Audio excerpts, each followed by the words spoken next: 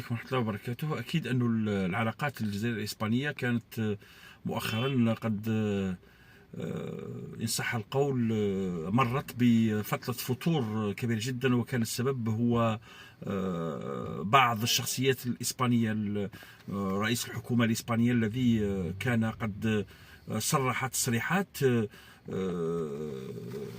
ضد الشعب الصحراوي، ضد القضية الصحراوية، وهذا ربما لم تستسيغه السلطات الجزائرية. وكذلك أظن أنه مرت العلاقات أولا قطع العلاقات الجزائرية الإسبانية لفترة معينة، وذلك أثر على التصدير أو على التصدير بالنسبة لإسبانيا للجزائر. كانت هناك مواد كثيرة جدا تصدر إلى الجزائر، وخسرت إسبانيا ملايير الدولارات خلال هذا التصدير.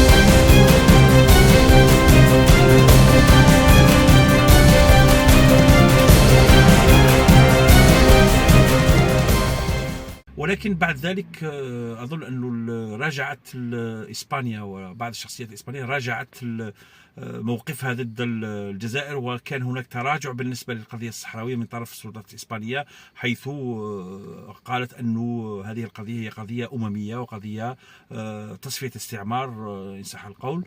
وأظن أنه حتى الأزمة الغاز بسبب الأزمة الروسية الأوكرانية كانت لها باع كبير جدا في قضية استرجاع أو إن صح القول استرجاع هذه العلاقات. أظن أنه الآن قضية الغاز لعبت دورا كبيرا في إعادة حسابات إسبانيا، والجزائر كذلك هي شريك إن صح القول شريك موثوق فيه، وهذا ما فهمته إسبانيا، وخاصة بعد كذلك إن صح القول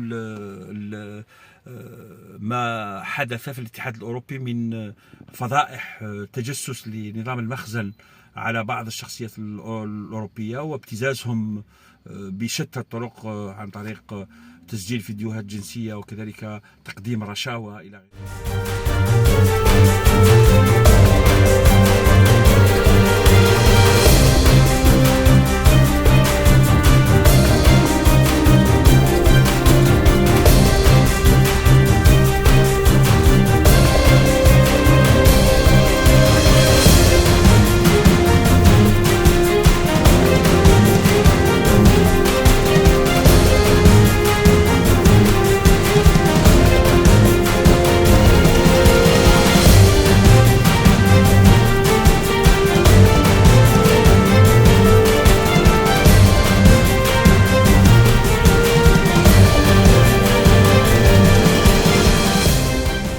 أظن أنه الآن إسبانيا راجعت حساباتها، وسوف تكون هناك إعادة بناء العلاقات كما ذكر الرئيس تبون وفق منطق رابح رابح، وفق كذلك مبدأ الندية.